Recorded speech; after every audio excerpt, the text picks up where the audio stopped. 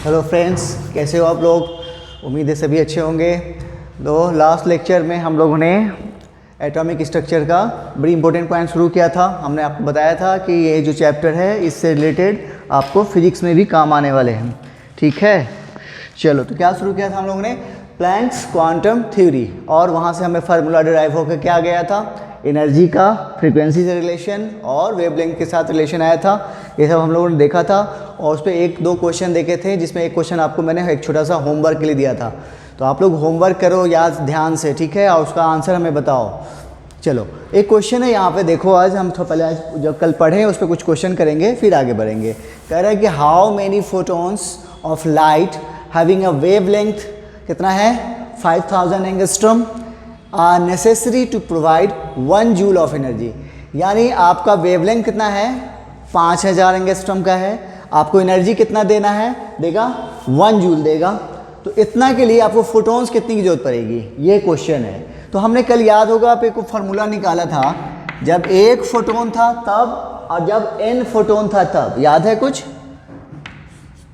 तो क्या आया था वो याद है, E बराबर NhC बाई लेमडा लेंगे, क्योंकि यहाँ पर क्या दिया हुआ वेवलेंथ, अगर फ्रीक्वेंसी देता तब क्या लेते NH न्यू लेते, लेकिन यहाँ पर चूंकि वेवलेंथ है इसलिए हमने लिया क्या NhC बाई लेमडा, और यही n बताता था ना नंबर ऑफ फोटोन को। तो इस तरह से देखो तो n बराबर क्या हो गया E upon SC by lambda होगा। अच्छा, अब यहाँ पर गौर करने वाली बात यह बात ध्यान रखना एक चीज़ और, जब भी वैल्यू पुट करोगे तो यूनिट पर खासकर ध्यान रखोगे। केमिस्ट्री में यूनिट से काफ़ी क्वेश्चन सॉल्व होते हैं और काफ़ी क्वेश्चन गलत भी होते हैं। ठीक है, तो देखो तो एनर्जी क्या दिया हुआ है, जूल में दिया हुआ है, मतलब वो क्या दिया हुआ है SI वैल्यू दिया हुआ है। कल हमने आपको एक नोट करके एक बताया था कि जब आपको SC का वैल्यू कब लेमडा जब दिया हो एंगस्ट्रम में, और तो SC का वैल्यू कितना लेते हैं 12400, लेकिन उस केस में एनर्जी आपको किस में होगा, इलेक्ट्रॉन वोल्ट में होगा। लेकिन यहाँ पे क्या है, एनर्जी जब SI में है तो आपको क्या करना होगा, उसके सभी का वैल्यू SI में ही रखना होगा, है ना। तो मतलब एनर्जी कितना है 1 जूल है, तो यहाँ पर हम रखेंगे 1 जूल। बाकी इन सब का भी SI वैल्यू ही रखने होंगे, यानी H का वैल्यू कितना हो जाएगा बताओ। H क्या होता है, प्लैंक्स कांस्टेंट, इसका वैल्यू 6.626 इंटू 10⁻⁻34 होगा। उसके बाद C स्पीड ऑफ लाइट कितना 3 इंटू 10⁸ मीटर पर सेकेंड। नीचे देखो वेवलेंथ है, इसको हम ऊपर ले चले तो ये चला आएगा ऊपर में, तो ऊपर में वेवलेंथ देखो कितना दिया 5000 एंगस्ट्रॉम है। इसको क्या करोगे, चेंज करोगे किस में, मीटर में, कितना हो जाएगा, एक एंगस्ट्रॉम बराबर कितना मीटर, बोलो 10⁻⁻10। अब इसको सॉल्व करो तो कितना हो जाएगा, ऊपर में हो जाएगा 5 का पावर -7, और नीचे में देखो तो कितना हो जाएगा, 19.87 इंटू ये कितना हो जाएगा, देखो 4 इधर से गया, चाहे -10⁻26 होगा। अब इसको हम क्या करते हैं, लगभग हम 20 मान लेते हैं। तो इस तरह से देखो तो ऊपर में क्या हो गया 5 गुने 10 का पावर -7, इसको ऊपर ले जाओ, जब ये ऊपर जाएगा तो ये माइनस क्या हो जाएगा प्लस, तो क्या हो जाएगा 10⁻26, और नीचे में हमने इसको मान लिया है कितना 20 लगभग। तो देखो तो कट गया कुछ, ये कितना हो गया, ये कितना हो जाएगा 26 में से 6 गया खत्म, बच गया एक, यानी 5 गुने 10 का पावर 19, और नीचे में कितना है 20। तो एक काम करो, इसमें से एक जीरो इधर ले लो तो कितना हो जाएगा 50, और नीचे में है 20, ये हो गया 10⁻18, तो ये हो गया कट। तो लगभग कितना आया 2.5 इंटू 10⁻18 या 25 गुने 10 का पावर 17, ये हो गया आपका आंसर। ठीक है, तो आपको इतना फोटोन जब मिलेगा और उसका वेवलेंथ कितना होगा 5000 एंगस्ट्रॉम होगा, तो आपको कितना मिलेगा 1 जूल एनर्जी मिलेगी। ठीक है, तो ये था पहला क्वेश्चन, समझ में आ गया होगा, तो जल्दी से नोट कर लो। नेक्स्ट क्वेश्चन देखते हैं।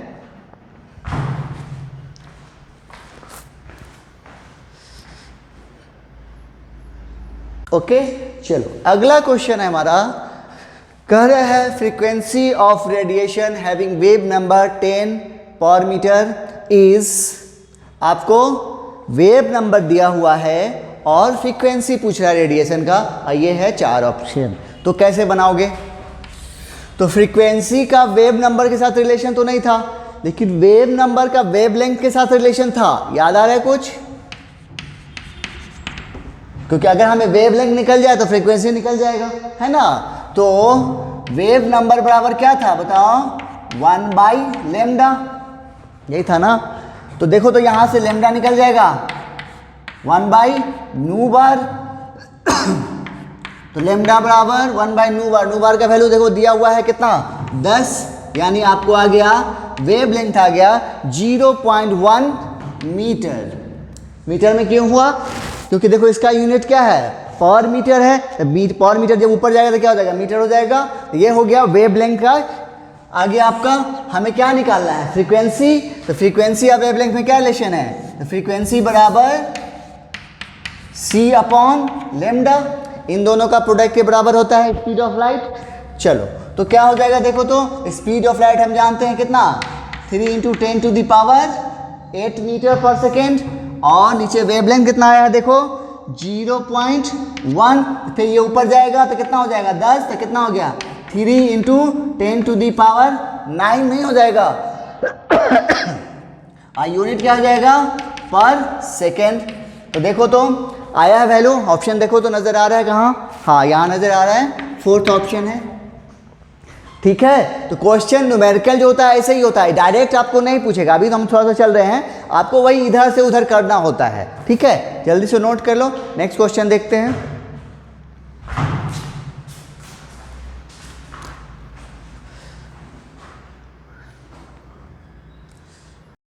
चलो अगला क्वेश्चन है हमारा, कह रहा है energy of photon of radiation having wavelength 300 nanometre. आपको वेवलेंथ कितना दिया है 300 नैनोमीटर दिया हुआ है, आपको एनर्जी पूछ रहा है, 4 ऑप्शन दिए हुए हैं। तो क्या करोगे? तो फार्मूला लगाओ, E बराबर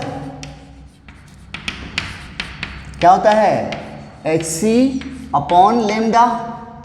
अब इसको आप दो तरीके से बना सकते हो। क्यों? देखो एक तो सभी देखो ये ना, आप जो पूछ जो रहा है वो किस में पूछ रहा है जूल में पूछ रहा है। तो आप क्या करोगे इसका सबका एक्चुअल वैल्यू रखोगे। एक्चुअल वैल्यू का मतलब चूंकि जूल क्या है एसआई यूनिट में दिया हुआ है, इसका मतलब हमें भी एच का वैल्यू, सी का वैल्यू और इसका लैम्डा का वैल्यू सभी को एसआई वैल्यू रखना होगा। या फिर दूसरा तरीका क्या है जो मैंने वो वाला शॉर्ट तरीका बताया था उसको यूज़ करो, क्योंकि आगे आने वाला टॉपिक जो है फोटो इलेक्ट्रिक इफेक्ट उसमें उस चीज़ का ज़्यादा एप्लीकेशन यूज़ होगा। तो कैसे करोगे देखो, तो जब हमने बताया था कल ही आपको कि जब लैम्डा यानी वेवलेंथ जो है किस में हो नैनोमीटर में हो, तो एससी का वैल्यू कितना लेंगे 1240 है ना, और वेवलेंथ कितना है 300 नैनोमीटर।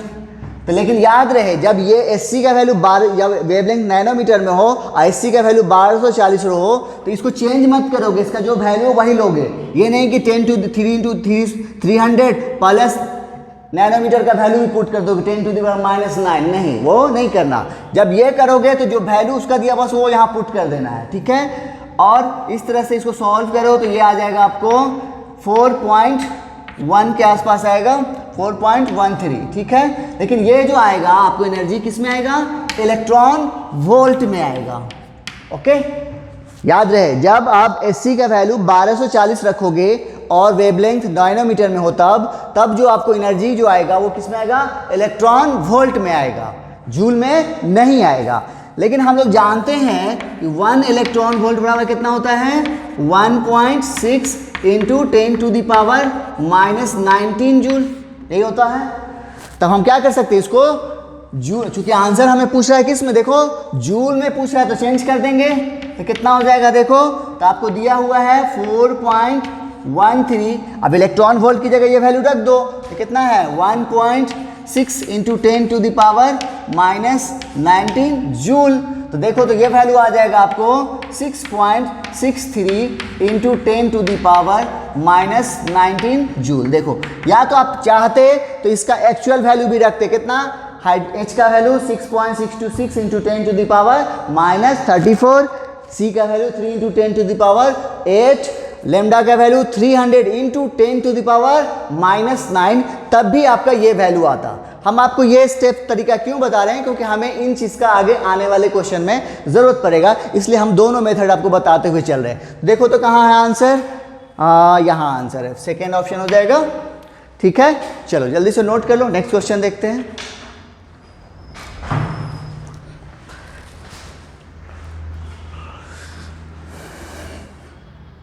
ओके, चलो अगला क्वेश्चन है हमारा, कह रहा है कि energies E1 and E2 of two radiations are 25 electron volt and 50 electron volt respectively, then relation between their wavelength, यानी उसके वेवलेंथ में क्या रिलेशन है आपको वो बताना है। तो कैसे बनाओगे, तो कल बताए थे दोनों में रिलेशन वेवलेंथ, और जब दो वेव का होता है तो क्या करते हैं, E1 बाय E2। हमने बोला था कि इसका फॉर्मूला याद नहीं रखना है, तो E1 है तो यहाँ पर क्या हो जाएगा SC अपॉन लेमडा 1। हमने यहाँ पर H1 C1 क्यों नहीं किया, क्योंकि ये ध्यान दोनों वैल्यू क्या है, कांस्टेंट है, ये दोनों के लिए ये सेम होगा, बाय HC, नीचे में फिर क्या हो जाएगा लेमडा 2। तो देखो तो SC से SC कट गया, लेमडा 2 पर चला जाएगा, और नीचे में क्या आ जाएगा लेमडा 1 आ जाएगा, है ना। अब वैल्यू पुट कर दो, तो देखो क्या क्या दिया हुआ है। E1 का वैल्यू कितना दिया है 25,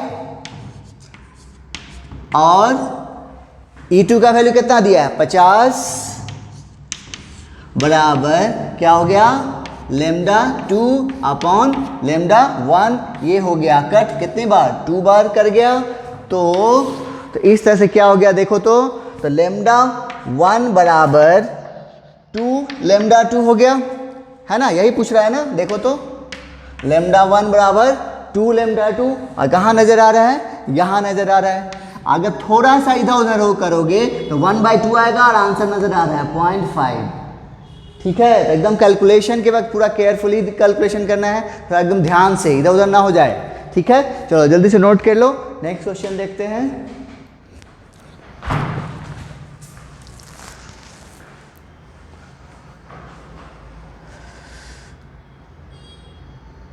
चलो अगला क्वेश्चन है हमारा, कह रहा है कि which value is closest to the wavelength in nanometre of a quantum of light with frequency of 6 into 10 to the power 15 per second। बोलो कैसे करोगे। यहाँ पे आपको वेवलेंथ पूछा गया है और फ्रीक्वेंसी दिया गया है, लेकिन वेवलेंथ जो पूछा गया है वो थोड़ा ध्यान से देखो क्या पूछ रहा है, वेवलेंथ इन नैनोमीटर में पूछा गया है। तो हम जानते हैं फ्रीक्वेंसी और वेवलेंथ में रिलेशन, फ्रीक्वेंसी बराबर क्या होता है c अपॉन लेमडा, हमें क्या चाहिए लेमडा, तो लेमडा बराबर क्या हो जाएगा c अपन फ्रीक्वेंसी, और c का वैल्यू कितना है जानते हैं, कितना 3 into 10 to the power 8 metre पर सेकेंड, और फ्रीक्वेंसी कितना है 6 इंटू 10 टू द पावर 15 पर सेकेंड। ठीक है, तो देखो तो सॉल्व करो इसको, कटेगा 3 से 3 दूना 6, ये हो गया कट, कितना आ गया 8 7 15, यानी नीचे में बच हो गया है 1/2 इंटू 10 टू द पावर 7 होगा। अच्छा, और इसको क्या करो ऊपर ले जाओ, तो क्या हो गया 10 टू द पावर -7/1/2, यानी 0.5 इंटू 10 टू द पावर -7, है ना, और यूनिट क्या हो जाएगा मीटर। तो देखो तो है क्या आंसर, नहीं, क्योंकि ये जो पूछ रहा है किससे पूछ रहा है नैनोमीटर में, तो नैनोमीटर के लिए हमें कितना चाहिए, 1 नैनोमीटर बराबर कितना 10 टू द पावर -9 मीटर चाहिए ना। यहाँ देखो तो कितना है 10 टू द पावर -7 है, तो इसको हम वो कैसे चेंज करेंगे नैनोमीटर में देखो, ये चेंज करना भी सीख लो क्योंकि ये सब इसकी जरूरत पड़ती रहती है। तो कितना है देखो, 0.5 इंटू 10⁻⁻7। हम क्या किए हैं, 100 से ऊपर और 100 से नीचे गुना कर दिए, क्योंकि हमें कितना चाहिए, 10⁻⁹ चाहिए, तो वो नैनोमीटर कहलाएगा। तो देखो, तो ये वाला वैल्यू इसके साथ आ जाएगा और ये इसके साथ जाएगा तो कितना हो जाएगा देखो, तो 100 गुने 0.5 कितना हो गया, 50। और ये है 10⁻⁻7 है, ये फिर ऊपर गया तो कितना हो गया 10⁻⁻2, तो -7 और -2 कितना हो गया, -9 हो गया। Very good. अब ये हो गया मीटर। तब देखो ये वैल्यू को हम लोग क्या कहते हैं, नैनोमीटर कहते हैं ना, मतलब अब क्या कहलाएगा, 50 नैनोमीटर। अब आपका आंसर आ गया, आप खोज लो आंसर। देखो तो कहाँ नजर आ रहा है, पहला ऑप्शन नजर आ रहा है। ठीक है, तो क्वेश्चन जैसा पूछेगा हमें उसके अकॉर्डिंग तैयारी करनी पड़ेगी, जब उस तरह से निकालना पड़ेगा। ओके, चलो जल्दी से नोट कर लो। नेक्स्ट क्वेश्चन देखते हैं।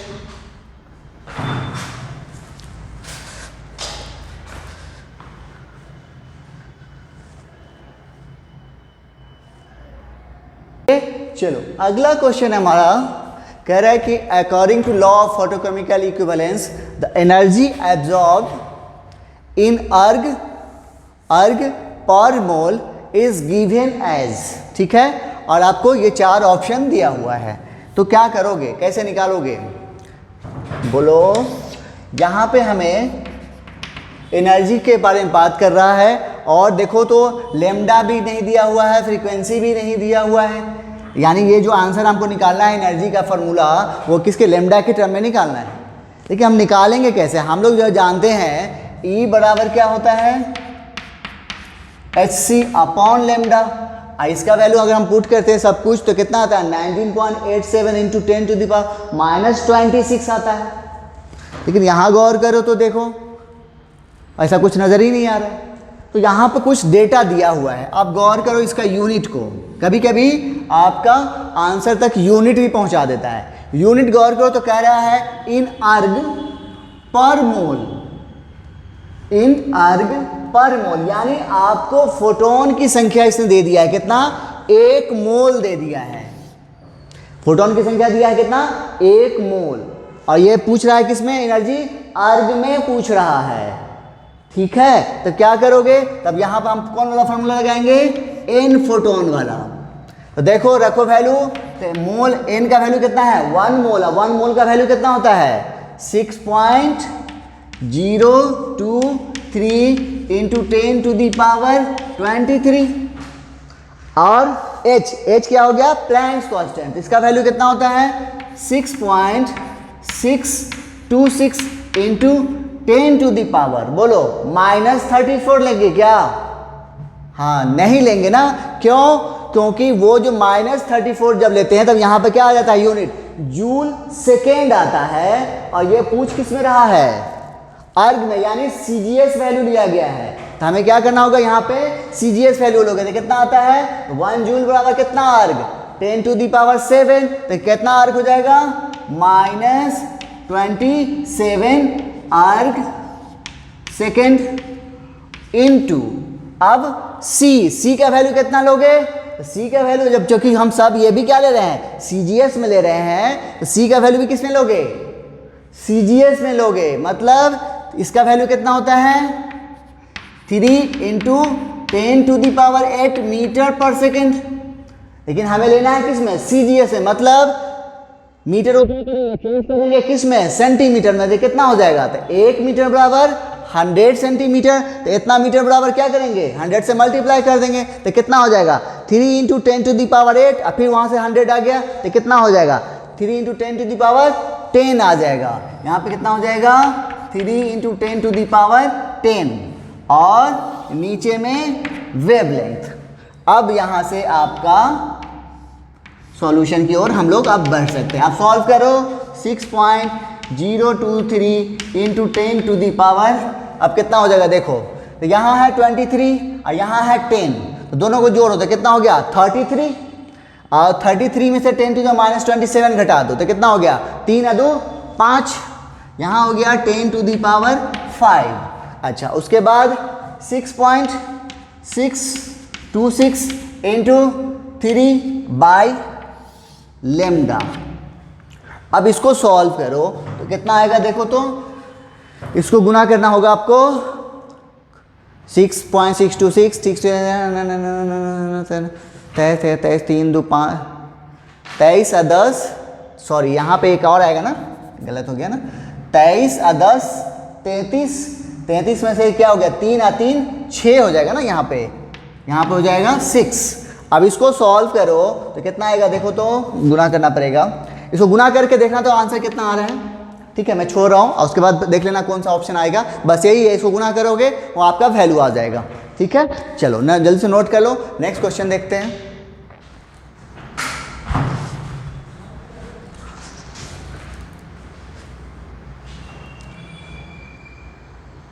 चलो अगला क्वेश्चन है हमारा, कह रहा है कि एक 100 वाट बल्ब है, वो इमिट कर रहा है कैसा, मोनोक्रोमेटिक लाइट। मोनोक्रोमेटिक का मतलब वो लाइट जिसका कलर कितना हो, सिंगल। ठीक है, monochromatic light of wavelength 400 nanometre. तो बताइए calculate the number of photons emitted per second by bulb. यानी आपको क्या पूछ रहा है, रेट ऑफ इमिशन पूछ रहा है। तो क्या करोगे, कल पढ़ा था हमने यहाँ, यानी स्मॉल एन की बात कर रहे हैं, याद है कुछ, पावर बराबर क्या हुआ था, N S C upon lambda, नीचे में टाइम आता है, E by energy, energy by time. तो एन की ई की जगह पर क्या रखे थे, N S C by lambda. तो इस तरह से N by T S C upon lambda, यही पूछ रहा है, number of photon per second. तो यहाँ से निकल जाएगा देखो तो n बाई टी, इसी को हम लोग क्या बोलते हैं, स्मॉल n से बताए थे। तो क्या हो जाएगा, power by S C upon lambda. Power का वैल्यू देखो दिया हुआ है कितना, 100 वाट, और एच सी, अब एस सी का वैल्यू कितना लोगे। अब यहाँ पर बात फंसती है ध्यान से कि देखो ये क्या है, एस दिया हुआ है, ये किस में दिया हुआ है, नैनोमीटर में है, ये एसआई तो है नहीं, एसआई किस में होगा, मीटर में होगा। तो हमें क्या करना होगा, सभी वैल्यू को भी एसआई में रखना पड़ेगा। मतलब एच का वैल्यू कितना लोगे, 6.626 इंटू 10⁻⁻34, और सी का वैल्यू कितना लोगे, 3 इंटू 10⁻8, और नीचे में वेवलेंथ, वेवलेंथ देखो तो कितना है, 400 नैनोमीटर। तो नैनोमीटर को चेंज करो मीटर में, कैसे करोगे, 10⁻⁹ बताए थे नैनोमीटर को ध्यान करने का तरीका। नैनो भी स्टार्ट होता है एन से और 9 भी स्टार्ट होता है एन से, और एंगस्ट्रम में कितना हो जाता है, 10 हो जाता है ना। तो इस तरह से देखो तो कितना आ गया, या n बराबर 100 इंटू, अब ये वैल्यू कहाँ चला जाएगा ऊपर, तो ये कितना हो गया देखो तो 4 इंटू 10⁻⁻7 होगा। ये 2 जीरो से 2 जीरो कट गया, और नीचे में कितना बच गया, 19.87 इंटू 10⁻⁻26, और सिंप्लीफाई करो इसको तो देखो 2 जीरो से कट जाएगा, तो कितना हो गया 4 इंटू 10⁻⁻5, और नीचे में अब इसको हम क्या बोल रहे हैं, लगभग 20 बोल सकते हैं। तो 20 इंटू 10⁻⁻26, तो देखो ये हो गया कट, ये हो गया 5 बार, तो ऊपर भी ये कितना बार कटा, ये कितना हो गया, 5 यहाँ से निकल गया तो कितना होगा 21, और 21 ऊपर गया, 10⁻21 को हम ले रहे हैं 20, और यहाँ पर एक 10 ले लेते हैं, और नीचे में 5, तो 5 से हो गया कट। तो कितना आ गया, 2 गुने 10 का पावर 20, ये हो गया आपका आंसर। ठीक है, चलो जल्दी से नोट कर लो, फिर आगे बताते हैं।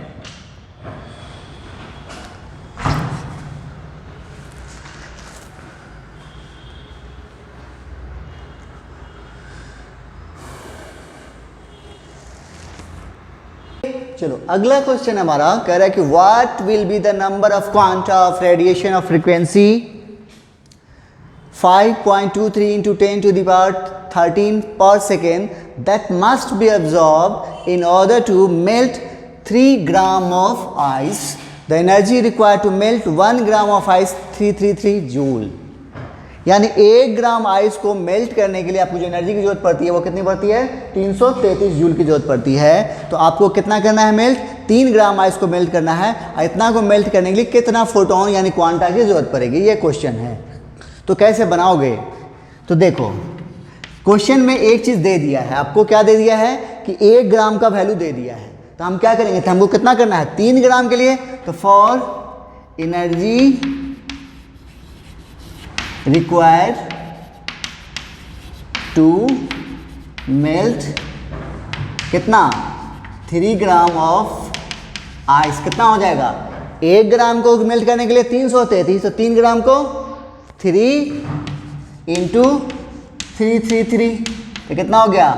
999 जूल। यानी इतनी एनर्जी की ज़रूरत है आपको।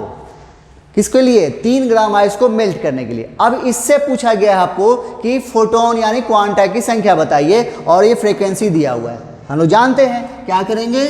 E बराबर NH न्यू।